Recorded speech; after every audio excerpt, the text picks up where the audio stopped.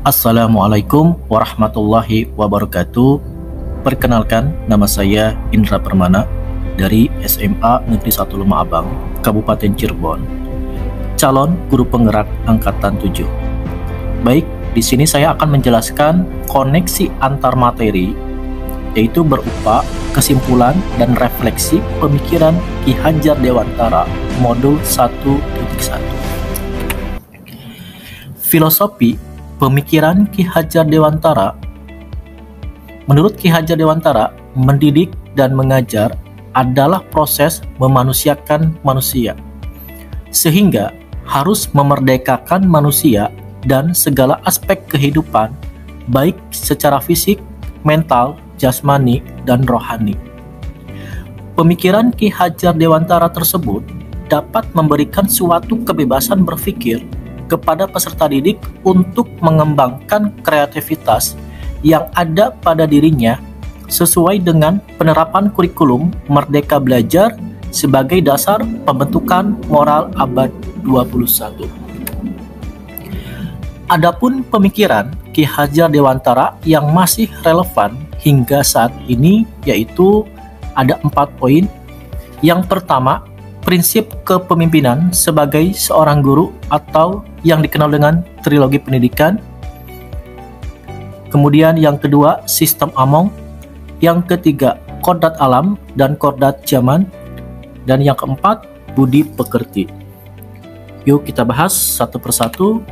Yang pertama di sini adalah Ingarso Sung Tulodo. Jadi seorang guru harus memberikan suri tauladan untuk anak dan siswa. Ya. Kemudian yang kedua, Ingmadio Mangunkarso yang di tengah memberikan semangat ataupun ide-ide yang mendukung.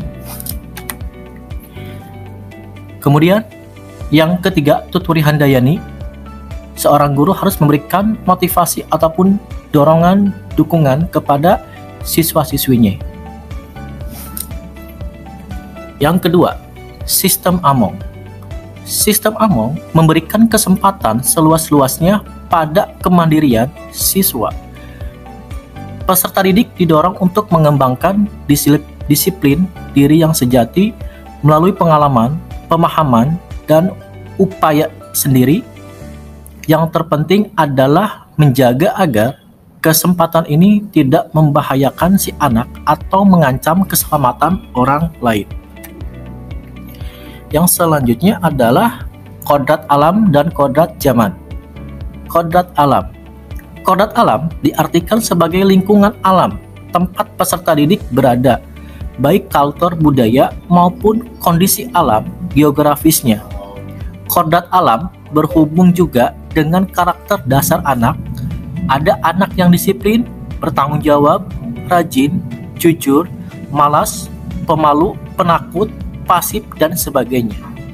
Maka selayaknya guru harus bisa menjadi model positif teladan yang baik bagi mereka. Selanjutnya, kodrat zaman. Kodrat zaman diartikan perubahan dari waktu ke waktu. Guru membekali keterampilan kepada siswa sesuai zamannya agar mereka bisa hidup, berkarya, dan menyesuaikan diri. Dalam konteks pembelajaran sekarang, guru harus lebih mengenal teknologi agar menyesuaikan dengan kondisi proses pembelajaran, hendaknya menyesuaikan berbagai diferensiasi yang ada, baik gaya belajar, gaya berpikir, minat, bakat, dan sebagainya. Yang terakhir, budi pekerti. Menurut Ki Hajar Dewantara, budi pekerti atau watak atau karakter merupakan perpaduan antara gerak pikiran, perasaan, dan kehendak atau kemauan sehingga menimbulkan tenaga. Budi pekerti juga dapat diartikan sebagai perpaduan antara cipta, karsa sehingga menciptakan karya. Apa yang Anda percaya tentang murid dan pembelajaran di kelas sebelum Anda mempelajari modul 1.1? Yang saya lakukan dan yakini tentang murid sebelum mempelajari modul 1.1, yang pertama, pengetahuan atau pembelajaran hanya transfer materi saja. Yang kedua, ketuntasan dalam penyampaian materi lebih penting daripada memahami karakteristik muridnya. Kemudian, melihat nilai murid hanya dari aspek kognitifnya saja atau pengetahuan. Selanjutnya, jika nilai murid sudah mencapai KKM dan dirasa oleh saya pembelajaran sudah berhasil. Kemudian, murid hanya sebagai objek pembelajaran saja. Dan pada akhirnya, di dalam pembelajaran tersebut, pembelajaran berpusat pada guru.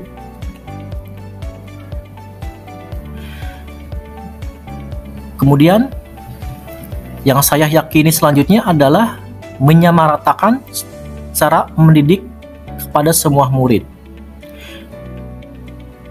Dan selain itu juga, di sini saya untuk pencapaian materi lebih penting. Karena pelajaran yang saya ampu materinya sangat banyak, sehingga materi ini harus sesuai dan bertarget. Nah, dengan adanya hal seperti itu, sehingga saya sering merasa gagal ataupun mengeluh jika banyak murid yang tidak tuntas setelah melakukan evaluasi.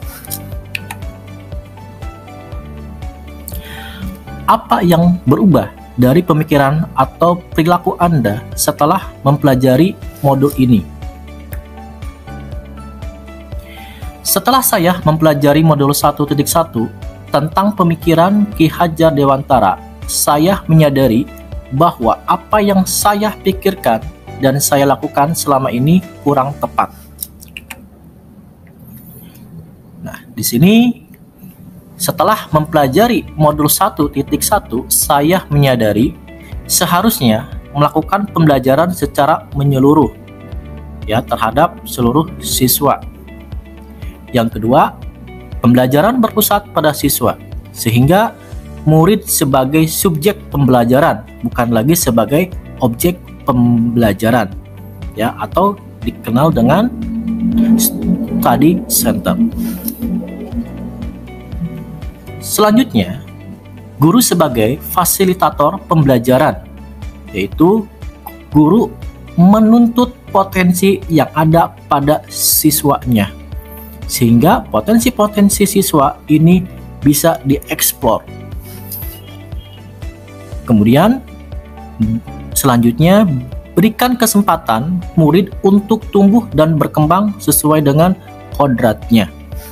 Yang selanjutnya, apa yang dapat segera saya terapkan lebih baik agar kelas Anda mencerminkan pemikiran Ki Hajar Dewantara. Yang dapat segera saya terapkan pembelajaran di kelas antara lain menerapkan pemikiran abad 21, yaitu berpikir kritis, kreatif, komunikatif, dan kolaborasi. Yang kedua, merancang pembelajaran yang menyenangkan dan interaktif dengan melibatkan murid sesuai metode studi center. Yang ketiga, pembelajaran bukan lagi menuntut, tapi menuntun dan memberikan arahan yang baik, sehingga dengan adanya menuntun, siswa bisa lebih terarah sesuai dengan potensinya ataupun kemampuannya. Yang keempat, membangun karakter siswa. Nah, di dalam membangun karakter siswa ini ada beberapa hal sebagai penunjang. Yang pertama, memberikan kesempatan siswa untuk berpendapat. Yang selanjutnya, melibatkan setiap siswa dalam pembelajaran. Kemudian, memahami latar belakang siswa, sehingga dengan adanya memahami latar belakang siswa, kita bisa tahu bagaimana karakteristik siswa tersebut. Dan yang terakhir, ajari dan didik murid sesuai kodrat alam dan kodrat zamannya, agar pendidikan menjadi lebih bermakna sehingga terciptalah merdeka belajar. Baik, terima kasih. itu yang bisa saya jelaskan. Salam guru hebat, salam guru penggerak, tergerak, bergerak, menggerakkan. Wassalamualaikum warahmatullahi wabarakatuh.